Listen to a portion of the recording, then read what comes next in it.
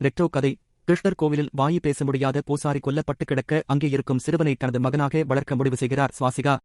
ஆனால் அவரது கணவரும் கேங்ஸ்டருமான ஜார்ஜுக்கு அது சுத்தமாக பிடிக்கவில்லை. ஒரு கட்டத்தில் நோய்வாய்ப்பட்டு சுவாசிகா உயிரிழக்க ஜார்ஜை கொல்ல வருபவர்களை ரயிலில் புரட்டி எடுக்கிறார் இளம் வயது பாரிவேல் சூர்யா. அதன் பின்னர் சூர்யாவை தனது மகனாக ஏற்றுக்கொள்கிறார் ஜார்ஜ். சிறு வயதில் இருந்தே சூர்யாவுக்கு சிரிக்கத் தெரியாது என்கிற வித்தியாசமான பிரச்சனை இருக்கிறது.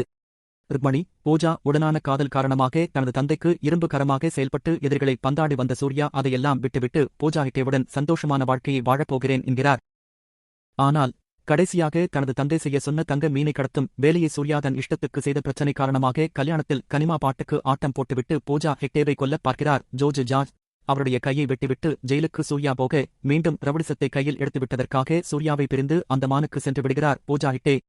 தனது காதல் இருக்கும் இடம் தெரியாமல் சிறைச்சாலையில் தாடியுடன் கண்ணாடி பூவே பாடலுக்கு சோககீதம் பாடி வந்த சூர்யாவுக்கு அந்தமானில் அவர் இருப்பது தெரிய சிரிப்பு டாக்டர் ஜெயராமை கடத்தி அவரை கம்பவுண்டராகவும் சூர்யாதான் டாக்டர் என்றும் பொய் சொல்லி அந்தமானுக்கு செல்கிறார். அங்கே கல் எனப்படும் கிளேடியேட்டர் போன்ற சண்டையை நடத்தி வரும் நாசர் மற்றும் அவரது மகன்களிடம் அடிமையாக கிடக்கும் அந்த மக்களை காப்பாற்றினாரா? தங்க கைப்பொருத்திக் கொண்டு சூர்யாவை பழித்தீர்க்க வரும் ஜார்ஜை என்ன செய்தார் என்பதுதான் இந்த ரெட்ரோ படத்தின் கதை. படம் எப்படி இருக்கு?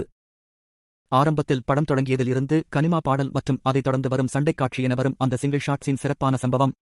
சூர்யாவுக்கு சூப்பரான படத்தை கொடுத்து விட்டார் கார்த்திக் சுப்புராஜ் என ரசிகர்கள் லவ் போர்ஷனில் காலரை தூக்கிவிட லா பகுதியில்தான் படம் பலமாக அடி வாங்குகிறது.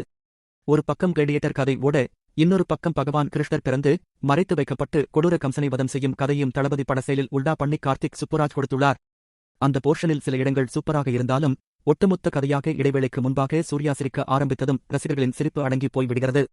பிளஸ் சூர்யாவின் நடிப்புக்காகவே இந்த படத்தை கடைசி வரை பார்க்கலாம். கங்குவா படம் போரடித்த அளவுக்கு இந்த படம் பெரிதாக போரடிக்கவில்லை.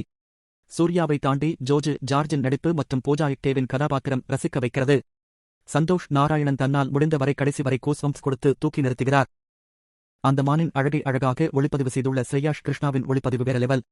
சிரிப்பு விஷயத்தை திரைக்கதையில் ஒரு விஷயமாக கொண்டு வந்து கடைசி வரை அதை அழகாக கொண்டு போய் வித்தியாசமான கிளைமேக்ஸுடன் படத்தை முடித்திருப்பது நல்ல விஷயம்தான். ஆக்ஷன் காட்சிகளில் தெரிக்கவிடும் சூர்யா எமோஷனல் காட்சிகளிலும் நடிப்பின் நாயகன் என்பதை நிரூபித்துள்ளார்.